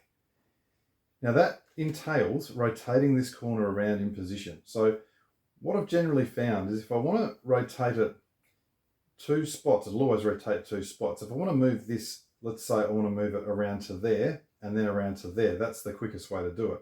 I'm moving this anti-clockwise. So I need to bring the corner out to the back on a clockwise turn first. Again, not sure why that works, but let's have a look and you'll see what I mean. This thing will rotate around to there once we've done. So I move it out clockwise to the back. So I'm turning this face clockwise. Now I've got to bring this corner back here. There we go. So both those turns were clockwise turns. So if I do two clockwise turns to return it here, it will rotate anti-clockwise. Again, I want this to rotate anti-clockwise. I've got to do two clockwise turns. Now, what do I mean by clockwise turns? Well, I could, of course, go anti-clockwise on the left face and then anti-clockwise on the right face. And you can see that that's now rotated clockwise. So that's what I'm talking about. So we'll rotate it where it was, remembering always turning to the face and the slice now, which will ensure that what we've done stays done. So we want to rotate that again. So we go clockwise, clockwise. And what you can see now is that that gold silver corner is in that position, ready to receive this gold silver corner wing. So as I say, once you've got this one set up, you can either look to place this one on that corner, or you can look at the or you can look at this, I should say, and get the correct corner wing up there. Okay, so all of that is set up. Now that we've done that, let's carry out the sequence. And here's what it is. The first thing is I want to do this slice turn on this sort of wide left face away from me. I'm then going to do, on the outer turns only, up, up, down, down. So that's what I mean about an edge piece series. That's the meat of the algorithm. Now remember, I turned the slice out like that. I now want to return the slice to me. And next I do another up, up, down, down. And it's not reversing it, it's always going from the left hand side. So my first turn of my up, up, down, down is always this face. Now, I kind of want to repeat this, so I want to repeat most of it, I should say. So what I do now is slice away from me again, and now up, up. Now you can see the center starting to come back together, down, and down. If we can get there, you can see this little thing wants to, there we go. Okay, and the final move is to return that slice. Now, this one is irrelevant. We weren't trying to place this one. We were, however, trying to place this one, and we have. And then you remember that the gold silver piece was on this one, and that has now landed correctly into that position at the back there. So that is what we're doing. We're going to do 2 at a time. There's 60 of these things to do. There's 12 corners, 5 on each one, so 60. So doing 2 at a time, we're going to be looking at roughly 30 iterations of this algorithm, maybe a few more depending on how we go. Sometimes you can't do 2 at a time just for the position of where things are. So I'm going to go again one more time, and this time I'll just rotate around on this corner and just do another one just to demonstrate. So this time I'm looking for dark orange red, and I've checked that it's not on this corner. No, somewhere else. I go find it, dark orange red. Now that's a red dark orange, so that's not the one I want, but it does mean the other one that I find is. There we go, dark orange red right there. So let's put it up into the position. Now, you can see now that it's sitting here, and I need it to be here. I need it to rotate 2 spots anti-clockwise to get to that position. So that means what I want to do is bring it out to that position and back in using clockwise turns. So turn it out like that and bring it back in. And there it is. And you can see, yep, that is correct, because that is going to flip over and place correctly. Now this time, let's look to place this piece here. So instead of trying to get the green-yellow corner, or the yellow-green corner, I should say, there, let's just go, right, I want the hot pink blue corner wing. Now again, first thing, check that it's not on this one, which is now fixed, and check that it's not on this one, which is fixed. It's not. So hot pink blue, I'm looking to find and place up here before I begin. Now, that one's already in position, so it's not there. Again, probably right in front of me. There. Okay, so now I've located it. I just turn this up into the correct position at the top initially. All right, so again, I want this to be there. Now, for some reason, all of these have needed to rotate anti-clockwise, so all my setup turns have been clockwise, but it's going to be exactly the same. If this was here and needed to rotate around there, I would turn anti-clockwise moves to do it. But on this occasion, I want to bring this out with a clockwise turn, put it back into position with another clockwise turn. There it is, hot pink blue at the back there, ready to place down here. So I should find these 2 will be done when we're finished. Right, let's do it. We'll do the slice turn away, Get it all aligned, and now an up, up, down, down.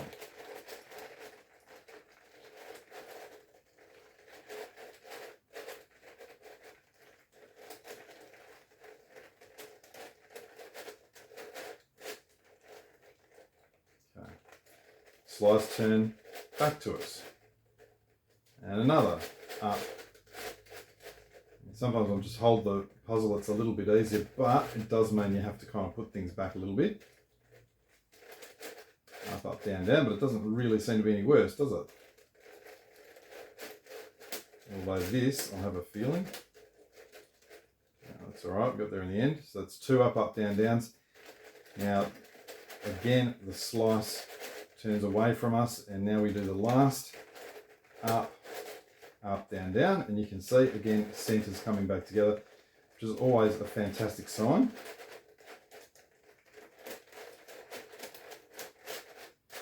And then the final move, return our slice. Now let's see what's happened. That pink blue is in position and that red orange is in position. More importantly, you'll notice everything else that we've already done has not been touched. So this is a pure sequence. It has not touched the triangles or any of the edges or any of the centers. So that's really good. So that is how I would do these corners. As I say, probably about 30, 33, 34 iterations of this. What I like to do is, as I said, do probably 8, maybe 9 of them, and just then have to deal with the final 3 corners and just rotating those corners to get what I want into position. I may cut back in at that point, depending on if it looks tricky, but we'll see how we go. All right, well, you can see that all of the corner wings have been done. And I did say I wanted to do them first. I decided not to cut back in with the last 3 because it's fairly straightforward. You just get down to 3 corners and you just rotate the corners around until they're in the correct positions to gradually do corner wings on each one until you're left with 1 on each of the last 3 corners. And you finish off with a 3 cycle. So what that means now is we're up to the last stage of the reduction, which is to attach the corner tips. So you can see there needs to be a hot pink tip in there. There already is an orange tip in there. That's what we need to do. Now, I did want to save these and not do them at the same time as the wings, as I said, because the sequence is quite different and it's quite a bit easier. You remember for the center parts, it might have been the center tips, I can't remember which one. We held the puzzle with a triangle pointing upwards for the upper face, and we did an upper turn outer, and then we did left and right slices. Well, we're going to do almost exactly the same. We're just going to hold it with the upper face pointing downwards.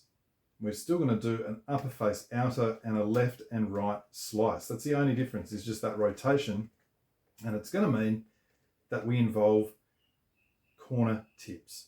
So let me take you through how we think this through and set it up. The first thing, just choose a corner tip. So any one that you want to place. So I'll just choose that green one there. It's on this up left position of my upper face, which is pointing downwards like that. So that's what I want to place. And I'm going to travel and see where that goes. If I turn that, you can see that it comes down to that position there. So that is my second piece. I'll just ponder that. That's where that light blue piece is currently. That's my second piece. Now, if you think of the symmetry of it, I've got this piece here, and then it goes across to the other side here. That's my third piece. So having decided that's, I want to place a green piece, I then need to get a dark green corner there. Now, it might be on the same piece, it might not, but you can see here I've got a dark green there, which I really would like to rotate around to receive it. So we do that in the same way as we did before. If I've got to rotate it around 2 steps clockwise, 2 steps clockwise, then I want to do an anti-clockwise turn. Now I'll just check that I'm not going to involve this one. I don't want to dislodge that one. So probably I would go like this. Yep, that seems good. And I'll do it again. Now if I come back to the position I had, there's my green that I want to place, and I now have the green corner ready to receive it. So as per normal, I'd like to do 2 at a time if I can. Now it so happens that that piece there, I think it's silver. So I would be looking for a silver corner over here. Alternatively, and this might be easier in this case, I know that's hot pink. So what I'd like to do is place a hot pink piece here, which will come up and place there. So for this one, that's what I might do. Just find a hot pink corner tip. There's one. I'll initially bring it up to the position that I want it to be in. And what we've got to do, keep the bearings. There's the green, there's where it's going, there's the third piece, and you can see that is exactly where I need it to be. That's kind of good because I can now go and demonstrate the sequence here. So as I said, once you've got those pieces set up, you want to do an outer turn of the upper face. So this is a corner piece series, outer turn of the upper face, and then the right slice and the left slice. So right slice, and the upper turn anti-clockwise, and then left slice. And we continue. Upper turn clockwise, we now bring back that right slice. Upper turn anti-clockwise, we now bring back the left slice. Keep in mind, all that's happening here is that it's a 3-1 commutator, nothing more. So you can see that pink piece has successfully placed there. There was a green piece there, that's gone down and placed there. Fantastic. And whatever that silvery thing maybe was, yeah, it is a silver and it's gone over to there. That's it. So it's not tricky. The main part of it is just setting up the pieces. Let me do one more and then I'll go on and finish the rest of them. So here we go. I've got a light blue here. I should say again, there's no need for left and rights and anything. You can do the whole lot with this one sequence. Got a light blue here, that's going down to that position. So I want to first put a light blue corner into that position. There it is, I need it to go there. So 2 turns anti-clockwise and then again. So I've got to be going, I'll do this clockwise, clockwise. And then again, and that should put that light blue position where I want it. It is, that's good. What's this? That's a grey. So this time what I might do is get myself a grey corner to receive that one over here. Now clearly, this is a red. So if it was possible to have a red corner tip in a grey corner, that's what I'd want because I would get 3 done. And I guess you can look around for that and see if it exists. It's probably pretty unlikely that it'll happen most of the time, but you never know. I don't think it's going to happen this time. I do have a red in there, so I could leave that there, but I did say I was going to put the grey there, so that's what I'll do. So I want to rotate this around anti-clockwise, anti-clockwise. So got to turn clockwise, clockwise, and then do it again. And that should put that grey position where I need it. That's good. Everything is now in readiness. So here we go. The outer turn of the upper face and the right slice. Upper face anti-clockwise and then the left slice. And then we just continue with that sort of corner piece series that we're using.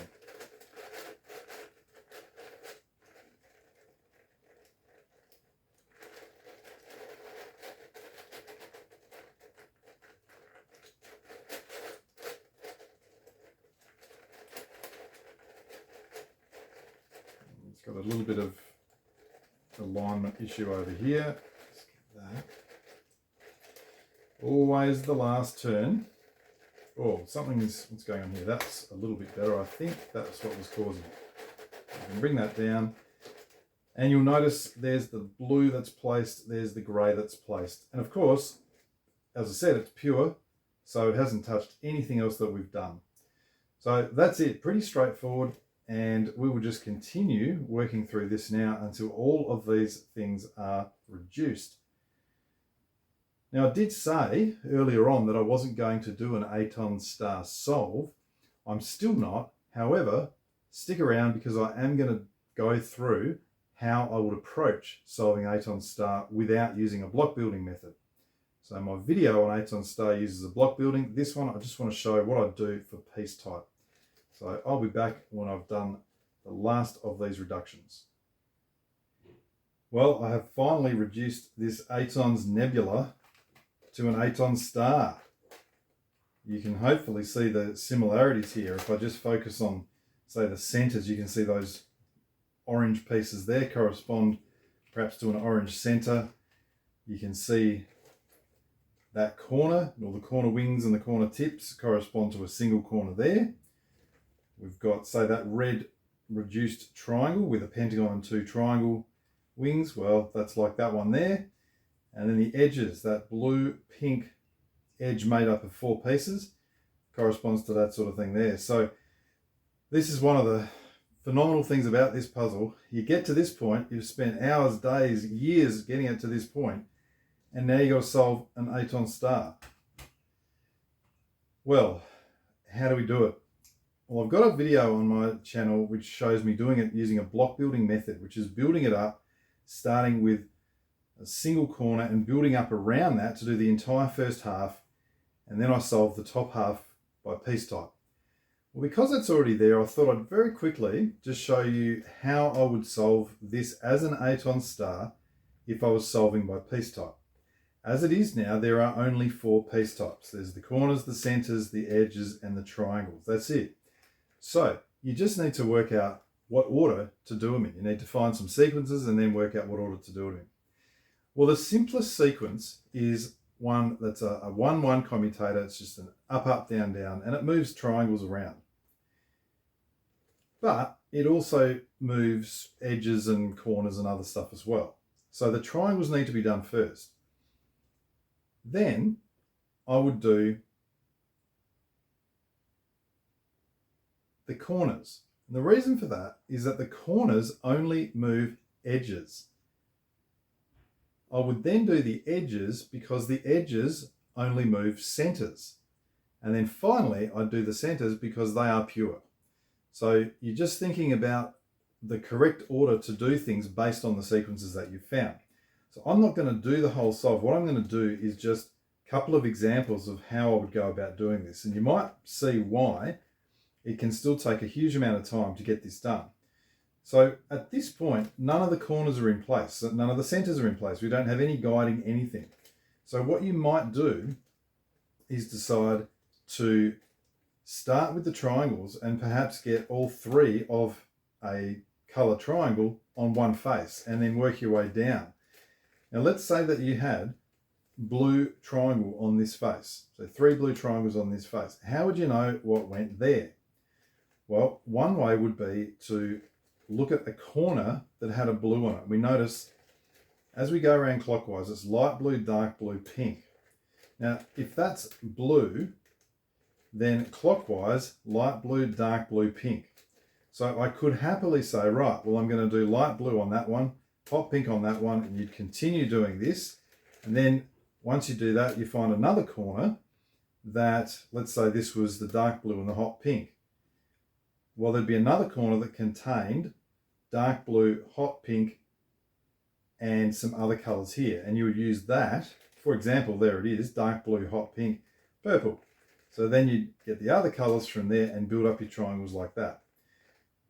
You need to do all of the triangles on every face. So how do you move them around? Well, I said it's pretty simple. The difficulty with it is that you've got to do setups to get them in place. Now for triangles, no problem, because nothing else is done. So let's have a look. If I was trying to get, let's say, this triangle here, I'd have to look, where does it come from? So it comes from that position and travels up there. So I can see one here. I would now, from now on, always turning 2 faces every time, as in an outer and a slice together. Initially, I could just turn that up into position.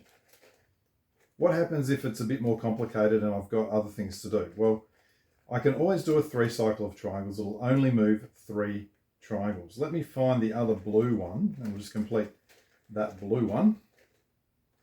Or the triangles on that face, I should say. There it is. And where did it go? Over here. So we'll just find our way around this sort of side. Now let's say that I think about this one here and I'm follow that around. Where does it go? To that position. Now you can see that happens to be the face that this is on. So let me put the blue one on that face. And remember, at the moment, I can happily turn this face as a setup because I haven't done it yet. I haven't completed the triangles or anything else on this face.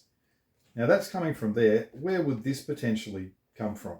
That green one there. So if I wanted to do a 3 cycle, all I'm doing is say the green to the blue into that position. So I'll do a turn like that.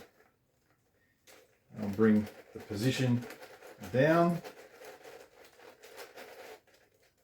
Then I'll undo those 2 moves. So I'll undo that one.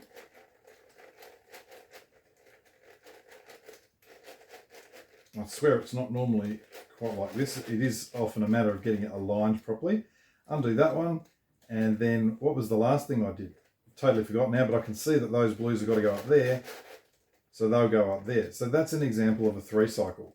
You can do any other 3 cycle. For example, this white, if I wanted it there, that's my 3rd piece. You may remember this sort of thing when we were reducing the triangles to begin with. So I might just say, well, it's an up, up, down, down, like so. Very simple.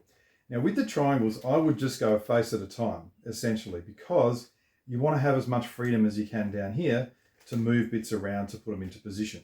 Eventually, you'll get to the point where, say, this is the top face, and you might have a triangle here, here, and here, and you've got to place it on there. Well, you still use 3 cycles. So that's how you do the triangles. Well, what's next? After the triangles is going to be the corners, because the corner sequence that I'm using does not affect triangles. It does, however, affect edges. So even though I'd like to do the edges next, I need to do the corners next. Now, I'll show you the sequence that I use for corners. For the corner sequence, I want to hold the puzzle so that the upper face, it's going to be, guess what, a corner piece series. The upper face has a downward pointing triangle. Now you might remember that for when we did the reduction of the corner, was it the corner tips? I think it was the corner tips, the thing we just did. That's exactly how we held it. And we moved the tip down like that and across to there and up to there. Well, here we're going to find the entire corner moves. It's exactly the same sequence, but there's no slice turns. So holding it with that face like that, we now simply carry out a corner piece series. So we're going to, if we just focus on this one here, this gold yellow corner, it's going to come down to there, and the pink blue will go across to there. So always turning both turns.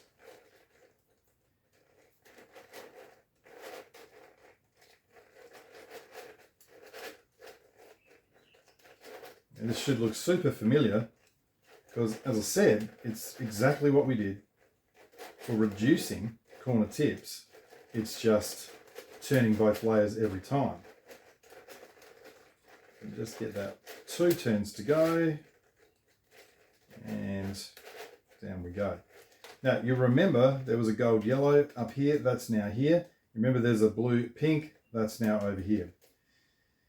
So in the same way as we had the tip here was positioned there and it landed on that thing, we would need to look at orientation because there's clearly an orientation going on here. Hopefully you can see that if you've already got the triangles done, doing the corners is not going to affect any of those triangles. That's fine. So again, you could potentially do a couple of setups here. So if I needed a corner in that position, for example, to move it over to here, and that corner was there, I could happily do a couple of setups, maybe more than a couple, to turn it like that into the position. The problem is, because I have already done the triangles, after those setups, the triangles are going to be out of kilter. And so when I've done the corner piece series, I'm going to have to undo those setups, whatever I did. And I don't even remember now what I did. That's why solving an Eitan star by piece type, to me, is very, very difficult. But this is how you would approach it. So triangles done, you then use that corner piece series to do the corners. Once all the corners are done, and remember the corners are simple to work out where to go because every face has the correct triangles. which were correct because you used the corners to put them there. Okay, so once that's done, then we want to solve the edges. Now, how do we do the edges? Well, if you remember one of the sequences we used, I think it actually was for the corner wings. We used a sequence where we turned the slice up and then we did an up, up, down, down. And then we returned the slice, did another up, up, down, down. And then we kind of half repeated that. We're going to do exactly the same move. However, there's no slice turns and we're doing exactly 2 iterations of that. So I want to demonstrate that here. Remember the edges, this sequence is not going to touch triangles, it's not going to touch corners, it will move centers around. And that's why we need to do this before we do centers. So let's say, for example, that we want to get this edge, this purple pink, to flip over to there. What's going to happen is that the movement is actually the same 3 pieces. That's going to come down to there. This is going to flip over. That one will go up to there. That's the 3 cycle of edges. So we hold it like this and we do exactly the same as what we did before, but no slices. So just keep that in mind. Purple pink is going to land over here with the purple on top. So we do this sort of wide left turn and then we do up, up, down, down.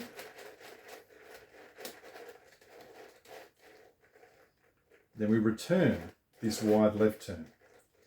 And we repeat up, up, down, down. So that's exactly half of this algorithm. What we do now is repeat exactly what we just did. So moving this wide left away from us, if everything's aligned there, we go, move that away. Now it's an up, up,